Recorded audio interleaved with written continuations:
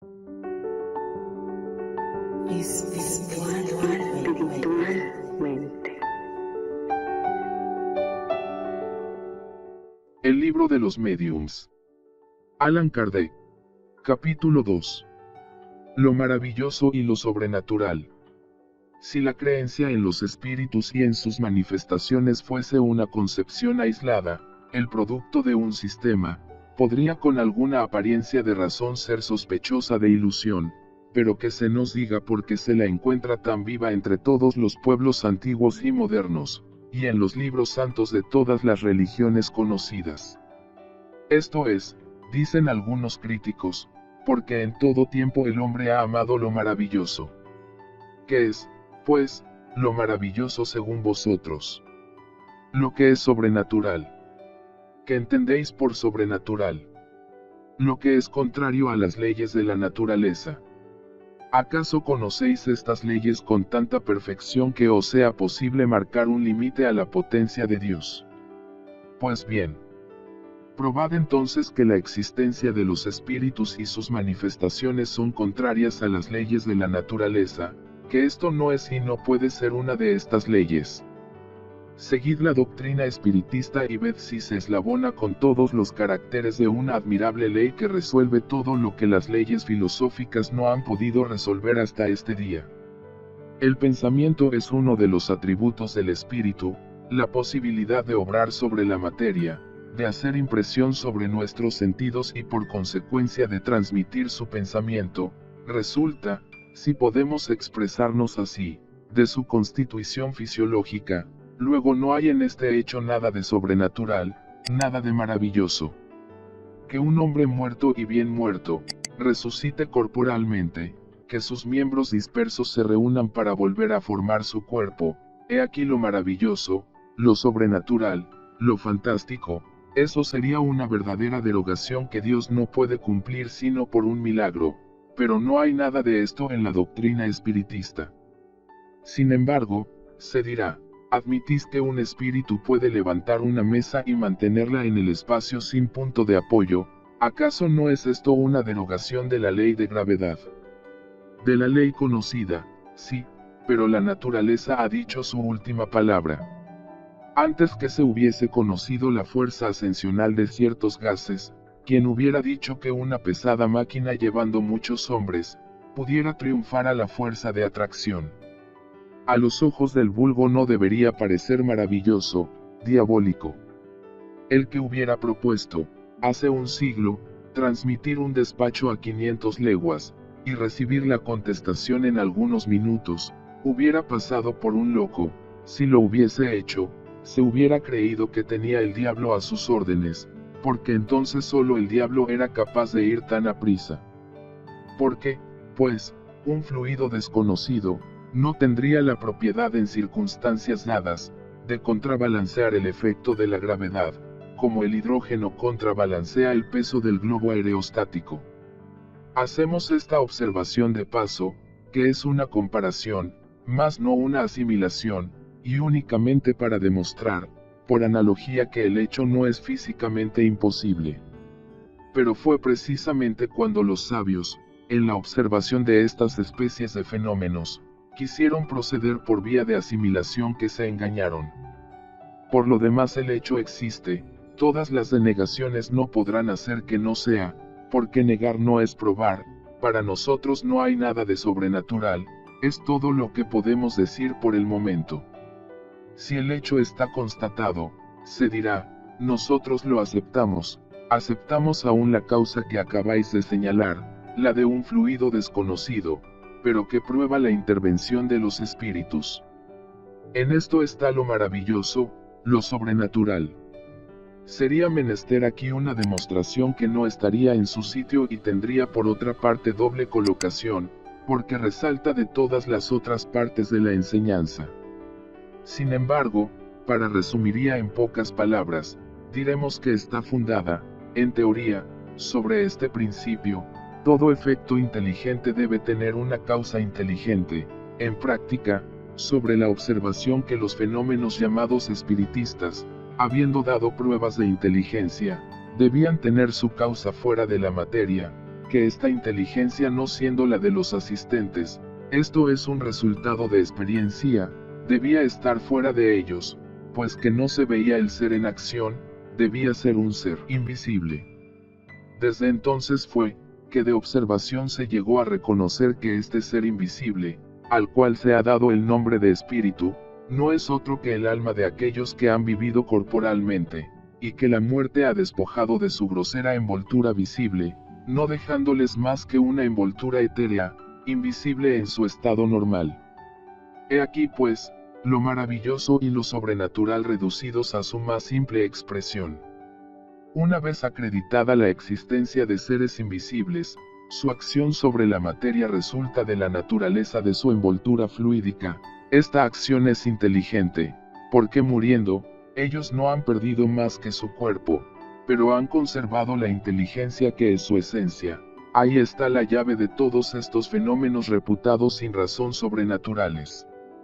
La existencia de los espíritus no es pues un sistema preconcebido, una hipótesis imaginada para explicar los hechos, es un resultado de observaciones y la consecuencia natural de la existencia del alma. Negar esta causa, es negar el alma y sus atributos.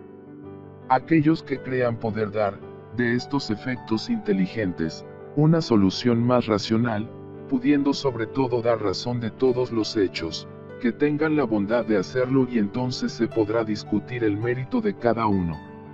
A los ojos de estos que miran la materia como la sola potencia de la naturaleza, todo lo que no puede ser explicado por las leyes de la materia es maravilloso o sobrenatural, y para ellos, maravilloso es sinónimo de superstición.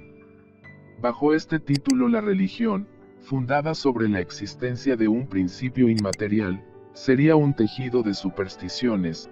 No se atreven a decirlo en voz alta, pero lo dicen bajito, y creen salvar las apariencias concediendo que es necesaria una religión para el pueblo, y para hacer que los niños sean sabios.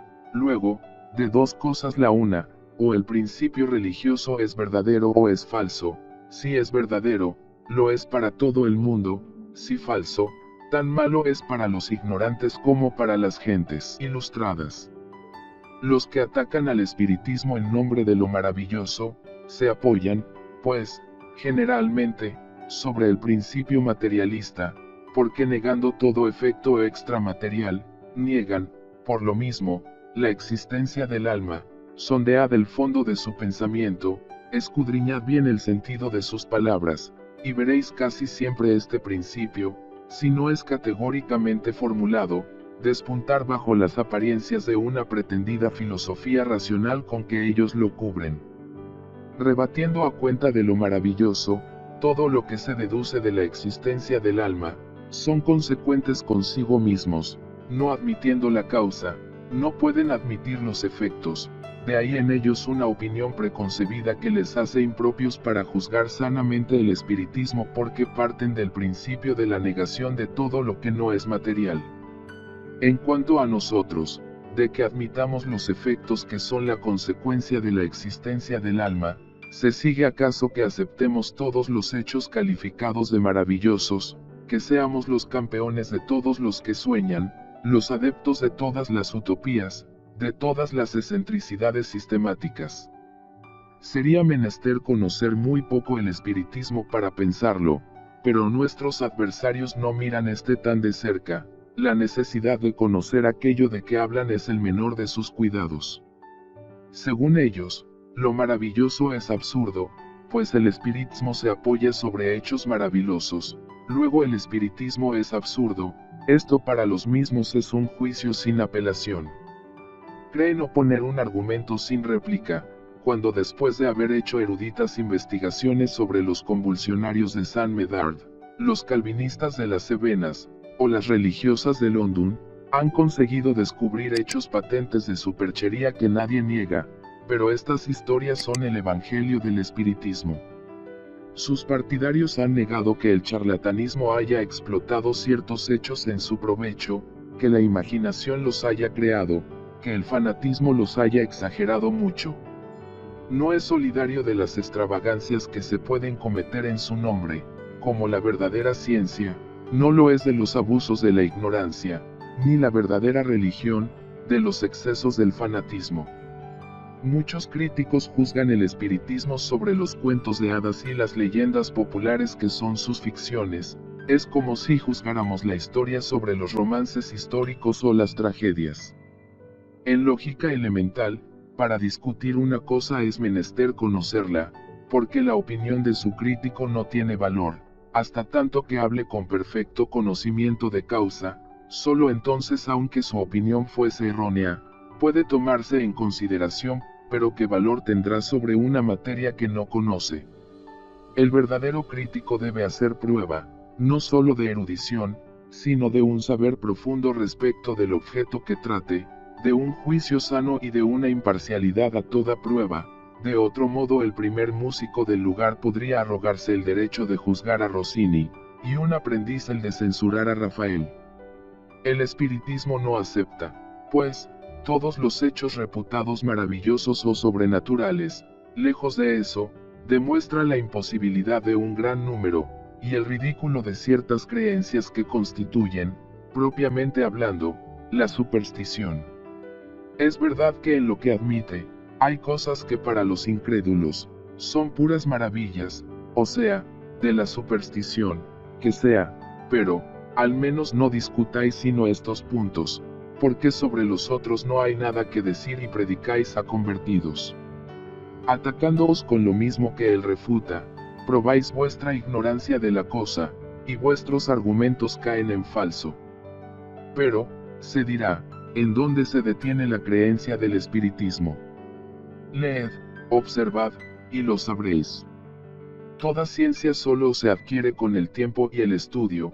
Así es que el espiritismo, que toca las cuestiones más graves de la filosofía, a todas las ramas del orden social, que abraza a la vez al hombre físico y al hombre moral, es por sí mismo toda una ciencia, toda una filosofía que no puede ser aprendida en algunas horas como cualquiera otra ciencia. Habría tanta puerilidad en querer ver todo el espiritismo en una mesa giratoria, como en ver toda la física en ciertos juegos de niño. Para aquel que no quiera detenerse en la superficie, no son horas, sino meses y años que son necesarios para sondearle todos los arcanos. Que se juzgue por eso del grado de saber y del valor de la opinión de aquellos que se arrogan el derecho de juzgar, porque han visto uno o dos experimentos, las más veces a manera de distracción y pasatiempo. Ellos dirán sin duda que no están siempre en disposición de ocuparse en este estudio, concedido, nada les obliga, pero entonces cuando no se tiene tiempo de aprender una cosa, que no se hable de ella y aún menos se la juzgue, si no se quiere ser acusado de ligero, y cuando más se ocupa una posición elevada en la ciencia, menos se le disimula el que trate ligeramente un objeto que no conoce. Nosotros nos resumimos en las siguientes proposiciones. Primero, todos los fenómenos espiritistas tienen por principio la existencia del alma, su supervivencia al cuerpo, y sus manifestaciones. Segundo, estos fenómenos, estando fundados sobre una ley de la naturaleza, no tienen nada de maravilloso ni de sobrenatural en el sentido vulgar de estas palabras. Tercero, muchos de los hechos son reputados sobrenaturales porque no se conoce su causa. Señalándoles el espiritismo una causa, les hace entrar en el dominio de los fenómenos naturales. Entre los hechos calificados de sobrenaturales, hay muchos cuya imposibilidad demuestra el espiritismo. Y coloca entre las creencias supersticiosas. Quinto, aunque el espiritismo reconozca en muchas creencias populares un fondo de verdad, no acepta de ningún modo la solidaridad de todas las historias fantásticas creadas por la imaginación. Sexto, juzgar al espiritismo por los hechos que no admite, es manifestar ignorancia, y quitar todo el valor a su opinión. La explicación de los hechos admitidos por el espiritismo, sus causas y sus consecuencias morales, constituyen toda una ciencia y toda una filosofía, que requieren un estudio serio, perseverante y profundo. El espiritismo no puede mirar como crítico serio sino el que ha visto, estudiado y profundizado todo, con la paciencia y perseverancia de un observador concienzudo, la del que sabrá tanto sobre este objeto, como el adepto más ilustrado, la del que habrá por consiguiente sacado sus conocimientos de otra parte que de los romances de la ciencia, a quien no se podría oponer ningún hecho de que no tuviera conocimiento, ningún argumento que no hubiese meditado, que refutaría, no por negaciones, sino por otros argumentos más perentorios, la del que podría, en fin, señalar una causa más lógica a los hechos averiguados. Este crítico está todavía por encontrarse. Hemos anunciado ahora mismo la palabra milagro. Una corta observación sobre este objeto no estará mal colocada en este capítulo sobre lo maravilloso. En su acepción primitiva, y por su etimología, la palabra milagro significa cosa extraordinaria, cosa admirable de ver, pero esta palabra, como tantas otras, se ha separado de su sentido originario, y hoy día se dice, según la Academia, de un acto de la potencia divina contrario a las leyes comunes de la naturaleza. Tal es en efecto su acepción usual, y solo por comparación y por metáfora se aplica a las cosas vulgares que nos sorprenden y cuya causa es desconocida.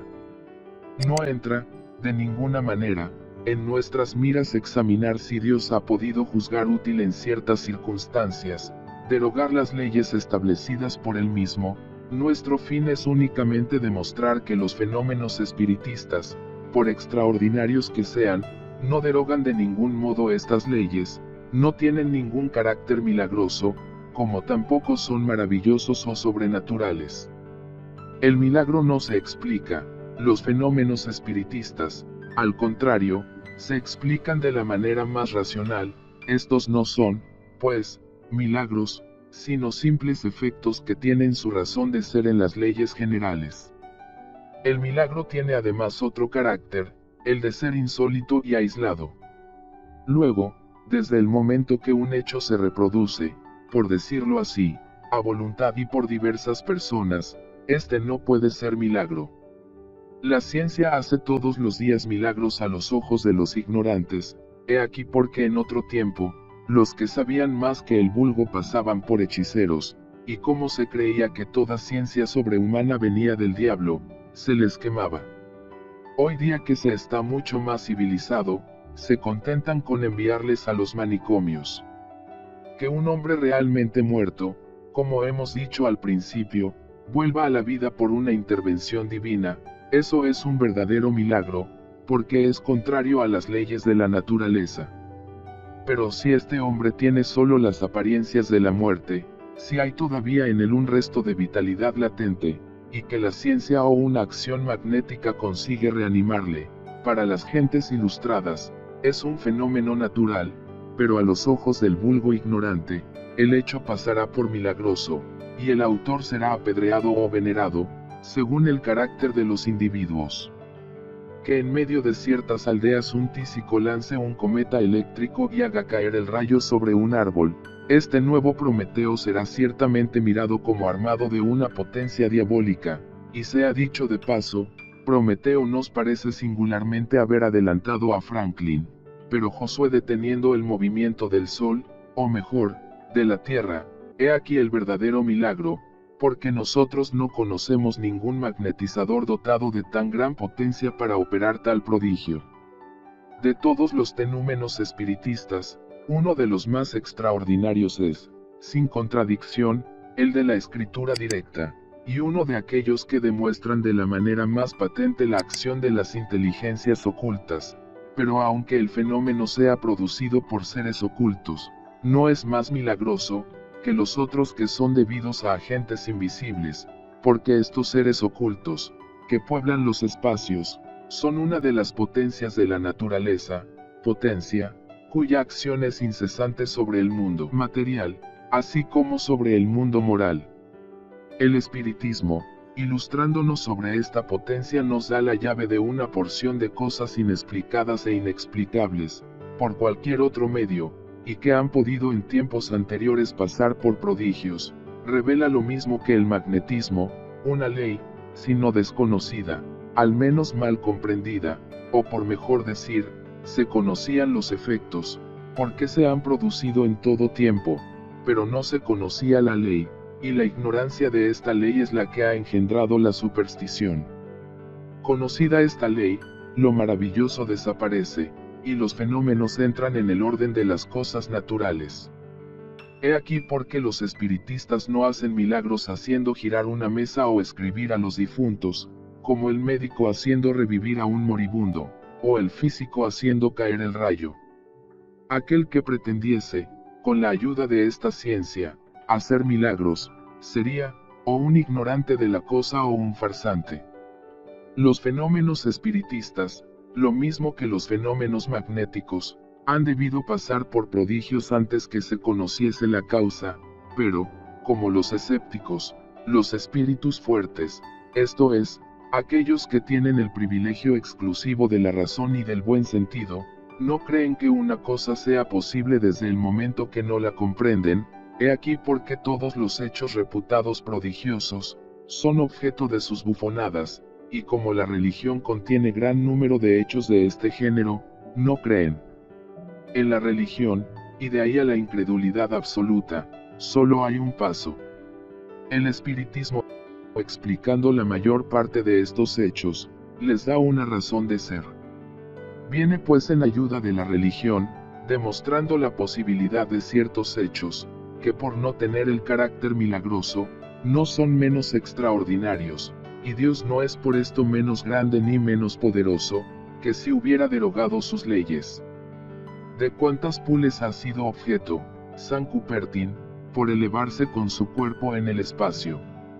Mas la suspensión etérea de los cuerpos graves es un hecho explicado por la ley espiritista. Hemos sido personalmente testigo ocular, y M. Home, así como otras personas conocidas, han renovado muchas veces el fenómeno producido por San Cupertín. Luego este fenómeno entra en el orden de las cosas naturales. En el número de los hechos de este género es menester colocar en primera línea las apariciones, porque estas son las más frecuentes. La de la Celet, que dividió al mismo clero, no tiene para nosotros nada de insólito. Seguramente no podemos afirmar que el hecho haya tenido lugar, porque no tenemos la prueba material, mas para nosotros es posible, atendido que millares de hechos análogos recientes no son conocidos. Creemos en ellos, no solo porque su realidad se ha averiguado por nosotros, sino sobre todo porque nos damos perfectamente cuenta del modo como se producen. Quien pretenda reportarse a la teoría que damos más lejos de las apariciones, verá que este fenómeno viene a ser tan sencillo y tan plausible, como una porción de fenómenos físicos que no son prodigiosos, sino por falta de tenerles la llave. En cuanto al personaje que se presentó a la Celet, es otra cuestión, su identidad no nos ha sido demostrada de ningún modo, nosotros hacemos constar simplemente que una aparición puede haber tenido lugar, lo demás no es de nuestra competencia, cada uno puede, respecto a esto, guardar sus convicciones, el espiritismo no tiene que ocuparse de ello.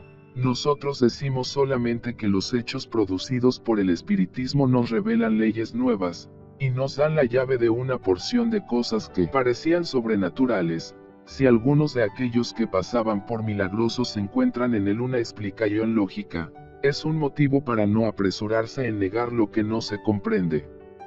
Los fenómenos espiritistas son contestados por ciertas personas, precisamente porque parecen salir de la ley común y por lo mismo no pueden comprenderlos.